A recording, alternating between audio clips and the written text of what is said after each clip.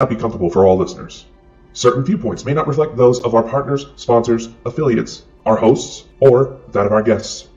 We would like to encourage everybody to keep a respectful and open climate of discussion for all topics, no matter how disturbing they may be. So viewer discretion is advised.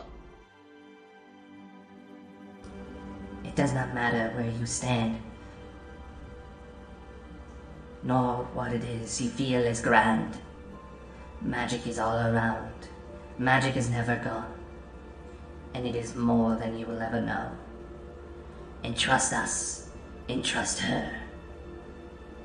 For here you will find that the lost magics have never disappeared.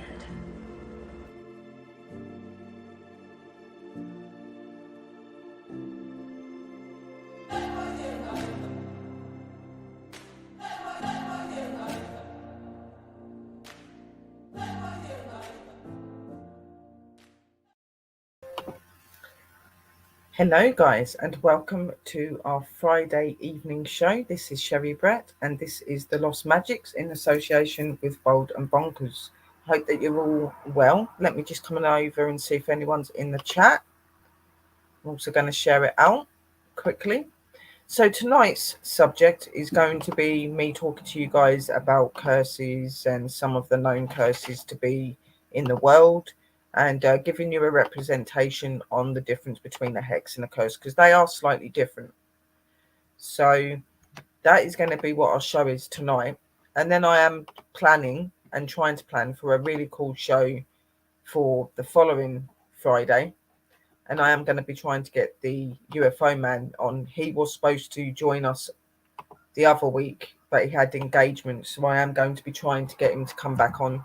But I am planning to do something to do with Texas, going into the mystical side, so legends and things, and some places that are meant to be really haunted, places that are not really known very well. So I've got some really cool shows coming up. I'm just posting this out quickly.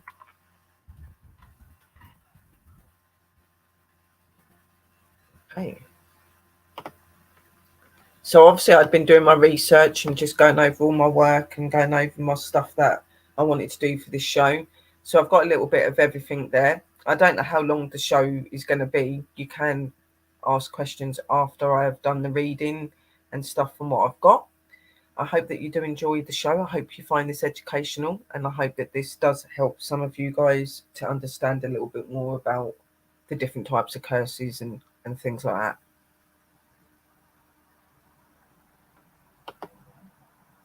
So curses. A curse, also called an imprecation, malediction, exoration, a malison, a nahema, or a communication, is any expressed wish that some form of adversity or misfortune will fall or attach to one or more persons, a place, or an object. In particular, curses may refer to such a wish or pronouncement made effective by a supernatural or spiritual power, such as a god or a goddess, a spirit, or a natural force, meaning things like the elements, so earth, water, fire, air, spirit, whatever you like to call them, because they are called lots of different names. Or else as a kind of spell or magic, usually black magic or witchcraft. In a later sense, a curse can also be called a hex or a jinx. In many belief systems, the curse itself or the accompanying ritual is considered to have some consecutive force in the result. To reverse or eliminate a curse is sometimes called a removal or a breaking, as the spell has been dispelled, and is often requiring elaborate rituals or prayers.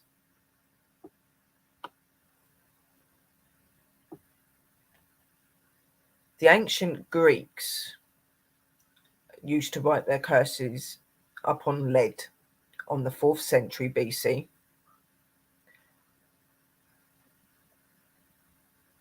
Karamakos Archaeology Museum Athens has got actually one of these pieces in it, which is really, really cool.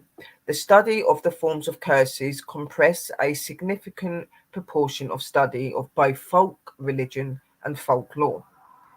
The deliberate attempt to levy curses is often part of the practice of magic. In Hindu cultures, the sage or the Rishi is believed to have a power to bless Ashveda or Vara and the cursed Shapir. Examples including the curse placed by Rishi Burigu or King Nusha and the one placed by Rishadevila spells names for specific types of curses can be found in various cultures.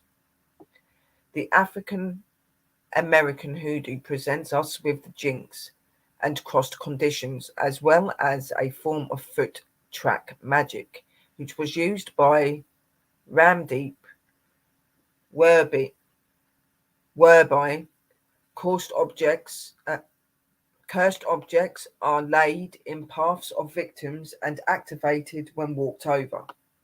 The Middle Eastern and the Mediterranean cultures is the source of the belief in the evil eye, which may be the result of envy, but or may rarely and more rarely it is said to be the result of deliberate curse.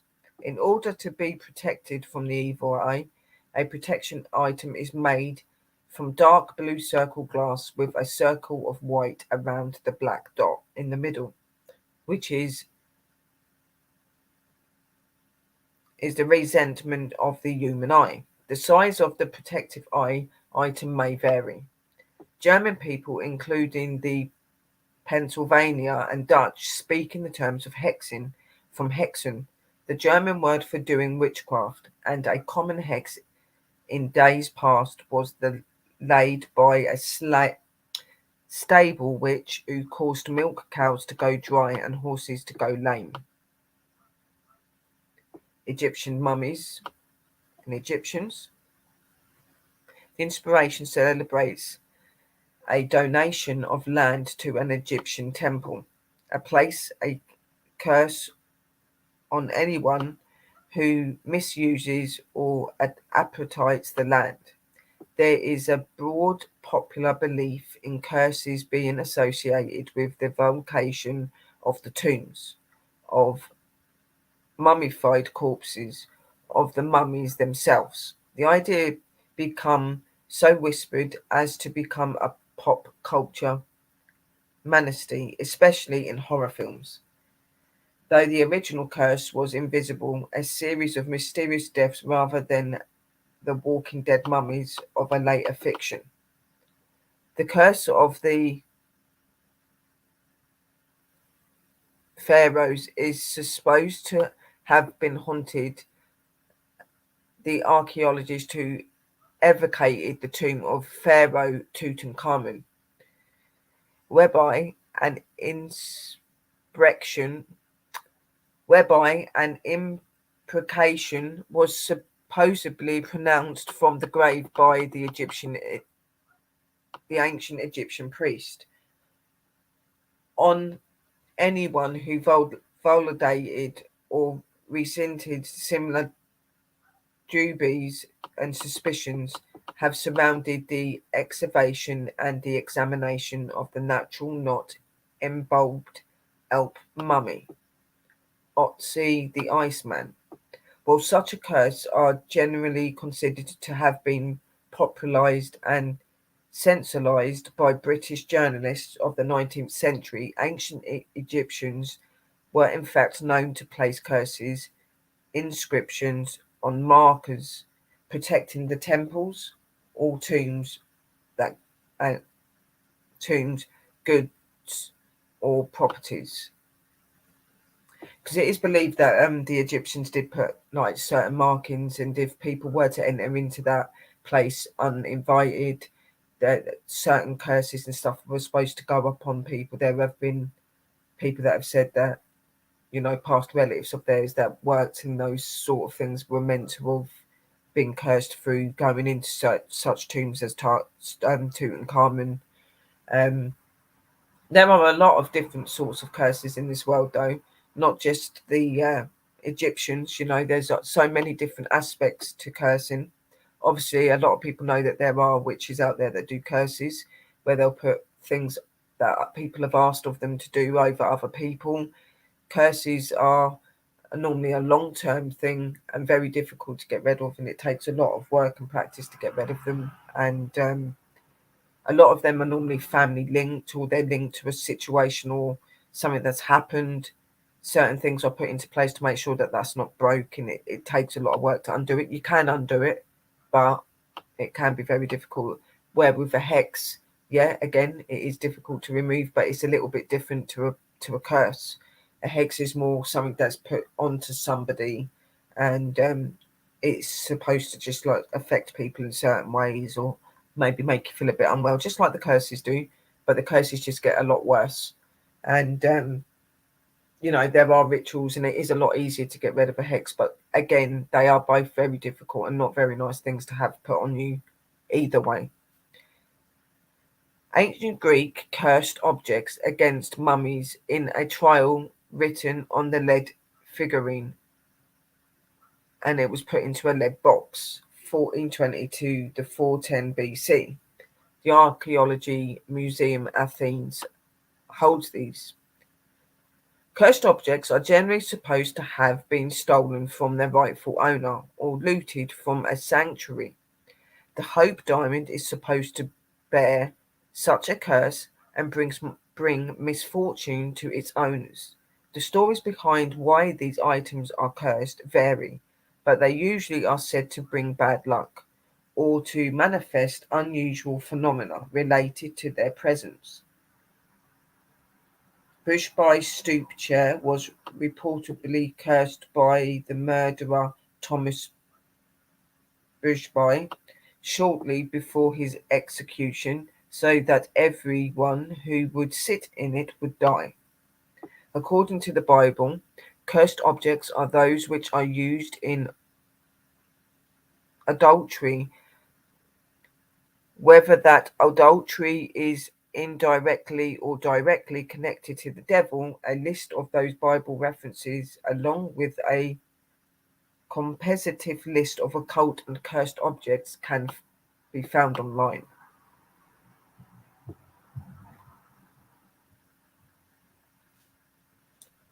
It's like you hear about like these curses and stuff that are supposed to be put over to certain football teams, and like if certain things happen, then this curse is supposed to come apparent and supposed to happen. You've got curses that are up on lands where people have cursed it in a way that if anybody touches it in the wrong way or does any wrong to it, then the curse will open and it will start being active.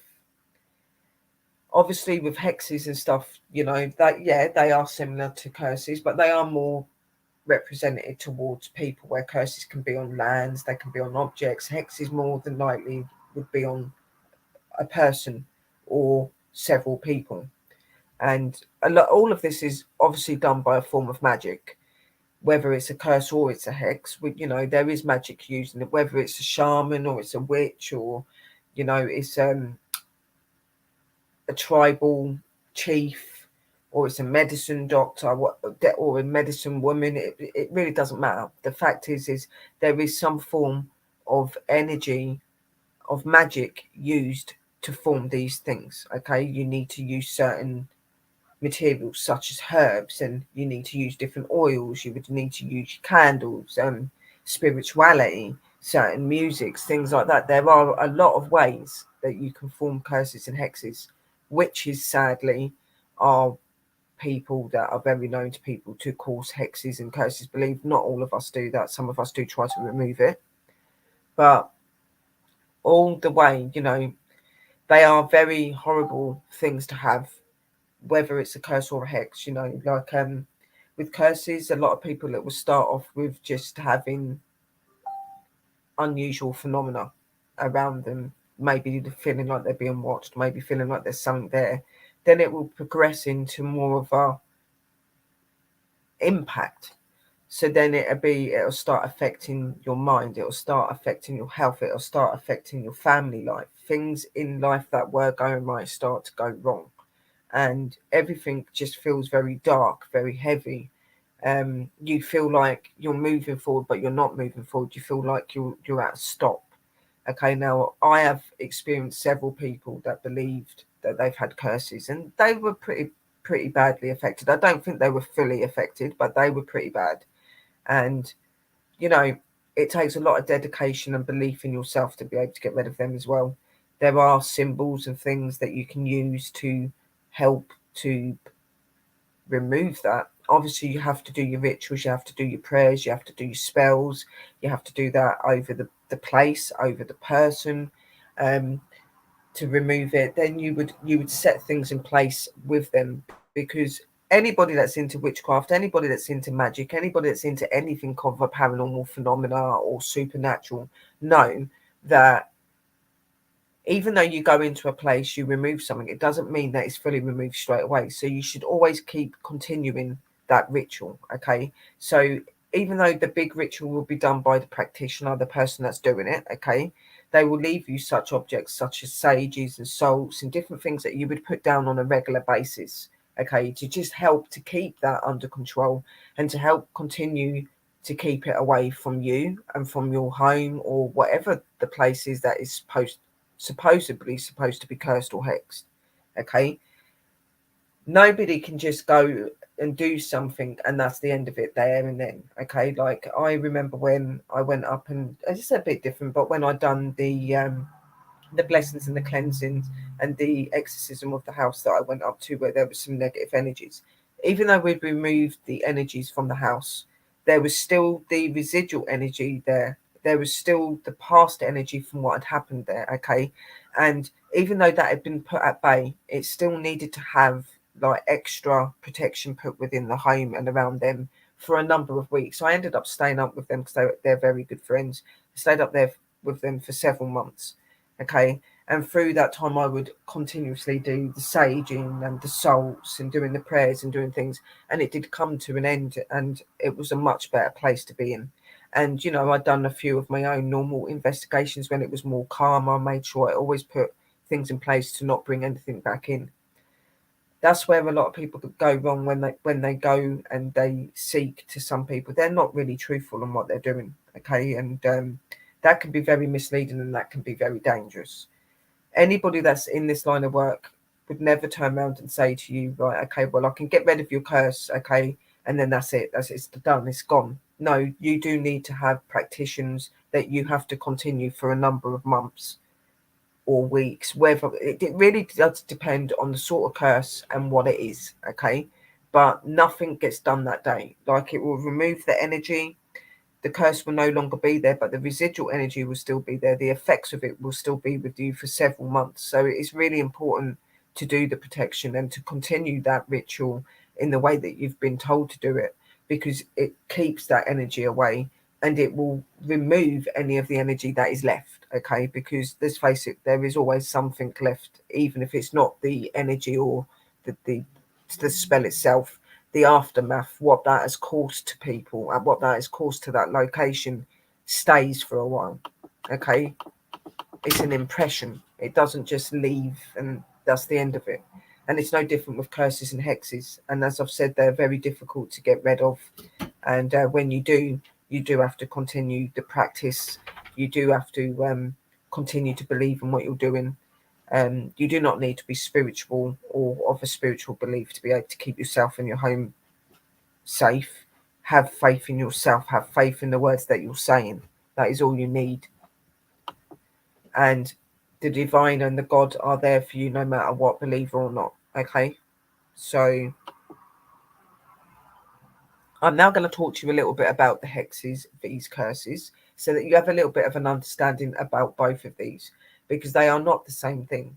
Even though they are both represented to being able to put things over people that are not good, in some cases it can be very dangerous to the point that some people will lose their lives. It really does vary and depend on the sort of curse or hex that's been put on you. Okay, neither or of them are something that you want to come into play with. They are both a very dangerous thing to have over you. Just the curse is a more prominent one. And let me just explain to you the difference, because a lot of people get that mixed up and think it's the same thing when it's not. Hexes vs curses. Have you ever wished someone bad luck? Have you ever wanted bad things to happen to someone who has slighted you? It might just be on your mind, but some people might go a little further by causing a hex or a curse on their adversaries. The word hex is both a noun and a verb, which can either be transitive or intransitive. It can refer to the act of practicing witchcraft or the process of pulling an evil spell over someone or something.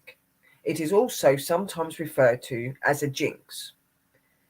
It is likewise simultaneously with the word charm, the chant or the receipt of a magic spell. Enchant, to influence through incarnations and charms. Bewitch, to cast a spell over or to strike. To affect someone or something with a magic spell. A hex is expected to bring bad luck to the one who is put under it. It is considered as an evil spell because it wishes bad things to happen to whom it is cast.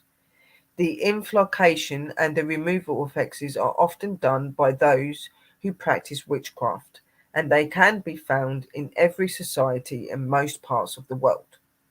The word hex has been used in Pennsylvania since the early 1800s, where there were a number of German and Swiss immigrants. It came from Pennsylvania Dutch German word heeks, which means to practice sorcery or witchcraft.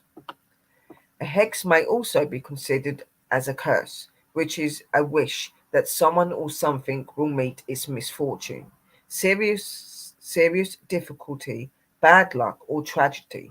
Some people believe that a curse, together with its ritual possession, a force that is hard to avoid.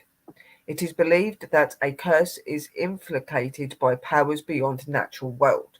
People may make the curse through magic spells, prayers to the gods, or a natural spirit, causing a disnouncing. It is a supernatural power which causes it to take effect. Curses are often only spoke. Curses are often only spoken, but there are also written ones. It has been practiced since the early days, and even today many people still practice in. Even the Catholic Church use it to denounce members of the church who are being excommunicated. The word curse came from the Old English noun curse, a prayer that harm befalls one, a verb, cursiism, to wear profoundly. The word may have come from the Old French word curuse, anger, or the Latin word curusus, curse. Summary: a hex is the practice of causing a evil spell over something or someone, while a curse is the practice of wishing bad luck and bad things to happen to someone or something.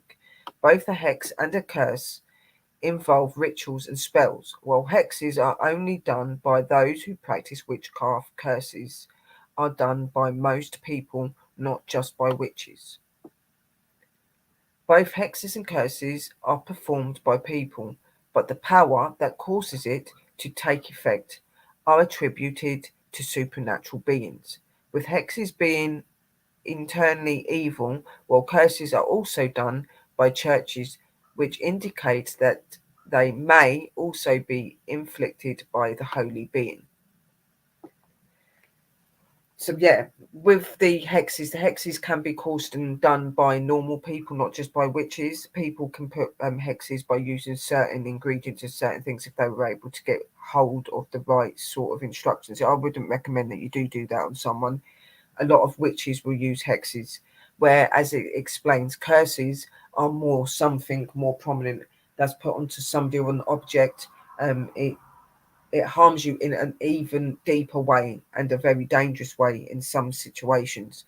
And with it as well, obviously, with hexes, like people can put that on, where with curses, yes, they are normally done by some sort of spiritual practitioner, whether that's a witch or something, but there is also some sort of spiritual being that would normally be needed in this. So they would summon and call upon certain energies for that misfortune. So say if somebody wanted to put a curse upon someone to cause them harm, to try to kill them, to try to do those sort of things, they would call upon energies that are known to do that, and they would put that into the curse. Now, as I said, the curses are very, very difficult to get rid of, because the thing is a lot of people make out that you just go into a place and you do it and it's gone. There is a lot of research and study into where the curses have come from, what has caused the curse. Then you need to look into the practitioners themselves and what they represent in. Sometimes you can't find that, so you need to find other scenarios.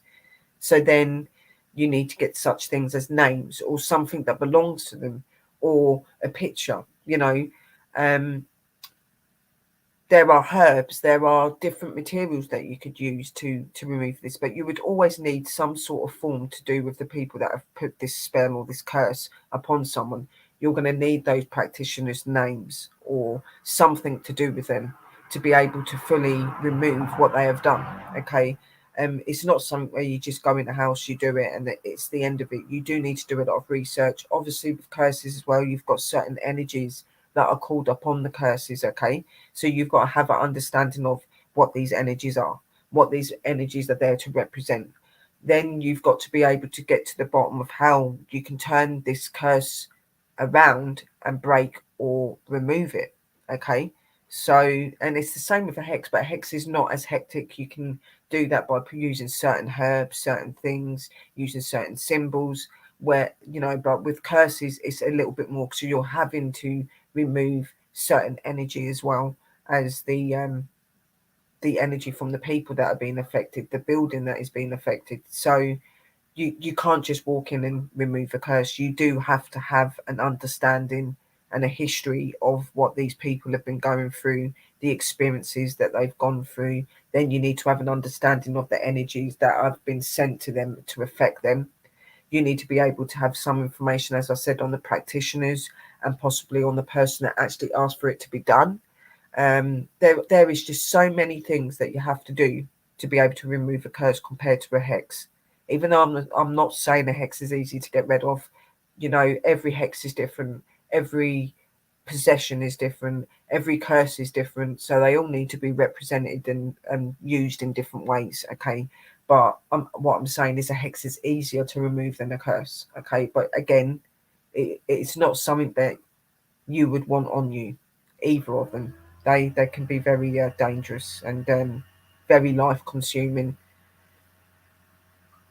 And there was that. Sadly, there's a lot of these curses and things in this world. That are just on certain objects or certain places. Like there'll be certain things that you can't go into, certain things you can't touch. These are all for different reasons.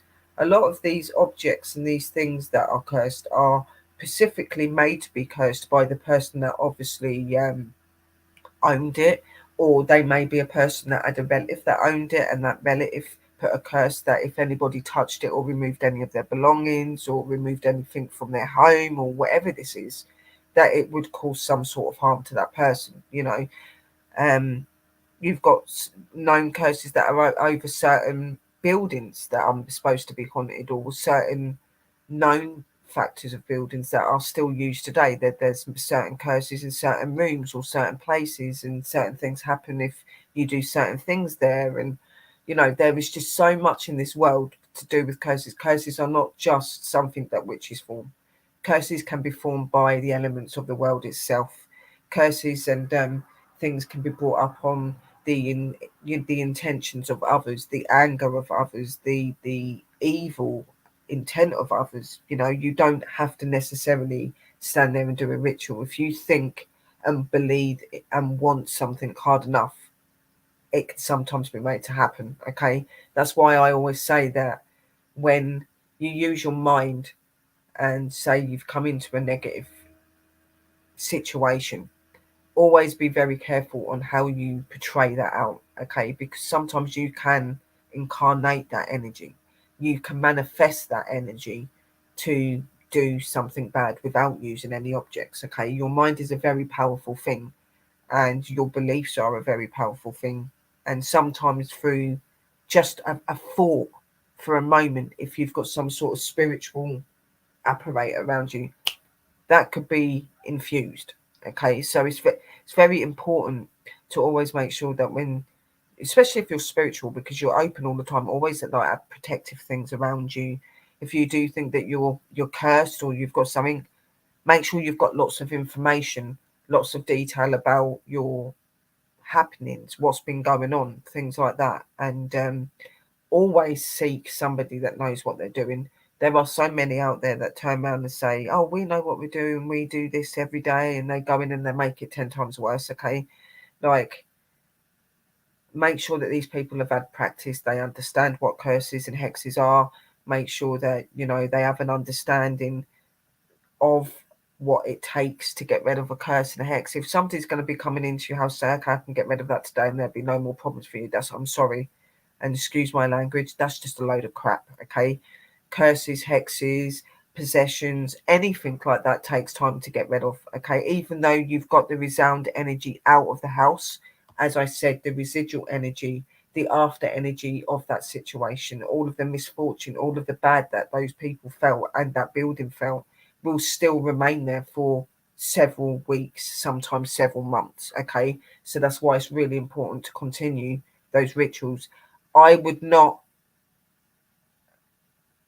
advise any of you, if you think you have got curses or anything on you, to try to remove it yourself. Go to a practitioner that works in that. Okay, it's very important that if you're going to have it removed, you have it removed properly, because it could cause you more harm. So hello Mike, how are you? So that was my part on curses and hexes. As I said, they are out there. They do happen. People do go through these. Families go through these. Buildings, places, locations go through these sort of things. Okay, curses and hexes are very real. And for some people, it can be a very trying and scary time. And something that most definitely overtakes you completely, and it can be a very difficult situation to get out of. And that's why, if you are in that situation, don't keep yourself in it. Don't hold on to it. It's not something that you want to keep hold of. Seek proper professionals that can help you to do that.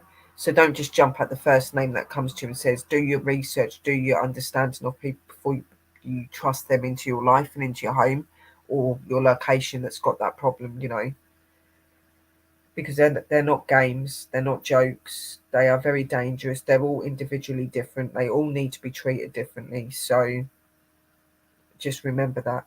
And some things are easier to get rid than others. In some cases, some curses and hexes can't be removed at all. There is something that is just dedicated to that place or that location. Maybe certain objects and things that were once used to perform that ritual have been lost, or the person that done it had passed. There are ways that these curses that can be not broken, like you can't get rid of them, but in a lot of situations you can. But again, like I said, research and study and understanding of the curse, of the beings that would be involved if it is a curse, like what sort of objects, what you're going to need to use, what sort of oils and herbs and other things you're going to need. Is it going to be the elements that are going to be needed? Is it going to be another energy that's going to be needed to banish it? There are so many factors to getting rid of these sort of things. I hope that you have found this educational, guys, and I hope that it's helped you to understand a little bit more about curses and hexes and the things to look out for. And especially if you're looking for professionals and you do believe that yourself you're being affected in some sort of way, there are things online as well you can look up where questions will be asked to you. And if you don't feel that you're representing any of that, it could just be that you're having a bad spell in life at the minute, and it isn't a hex or a curse. You know, it's very rare for that to happen. It does happen, but it is rare. And always make sure that you're sure. And that's why, you know, somebody that's a professional in that line of work would probably be the best person for you to go to. But research them, guys. So I hope that you have enjoyed the show, guys, and thank you to all of our TV people, our supporters, our sponsors, to Bold and Bonkers, PD, to all of our networks, and obviously all of my angels that come and support my show every day in my rooms and on the networks. And to all of you, you're amazing, and thank you for making this show what it is every week. Please tune in next week. I'm going to be either doing one of the really cool shows to do with some stuff in Texas, or it will be me getting UFO Man back. But either way, these shows will be coming. You're either going to be getting UFO Man, or you're going to be getting some really cool shows on mystical and legend creatures of the paranormal and the supernatural phenomena, some really cool places and some stories behind them. So keep tuned in for the next couple of weeks. I am also going to be doing it as well now, where I'm going to be doing some pre-recorded videos and having them made up by my partner. He's going to make them up. He's going to put a video at the beginning and at the end. I'm still going to be using my intro and everything to come in for these shows and the PD shows. But in some of the shows, I will be using a pre-recorded video where I will record me talking about the subject. It will be played to you on the show.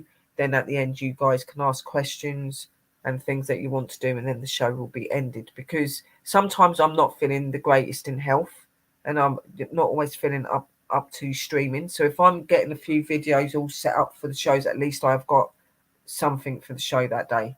So that is what I am trying to do. And obviously I will be on at the beginning and talk to you at the end as well. But it just saves me from overdoing myself. So some of them will be pre-recorded and planned. So again, thank you to all of the supporters, to all of the networkers, to everyone that helps us to get out there. A big thank you to Bold and Bonker lads, as usual, for always giving me my awesome shows. I hope that you found this educational. I hope that you enjoyed it. And please tune in next week at 9:30 on Friday for my next Lost Magics. Until then, be safe, be real, be true, stay spooky, and I will see you real soon. Blessed be and Merry Pine.